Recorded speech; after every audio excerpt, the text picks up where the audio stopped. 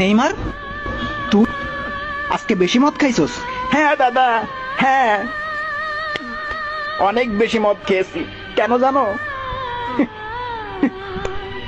তোমাকে মারার জন্যে। তুই আমারে মারবি? আমারে কেন? তুমি 7 বার ব্যালন ডিওর আর 1 বার গোল্ডেন বল জয়লাভ করছো দাদা। আমি তো দাদা 7 বার ব্যালন ডিওর জিততে চাই নাই। আমি কেবলমাত্র মনে মনে একবার গোল্ডেন বল জয়লাভ করতে চাইছিলাম দাদা।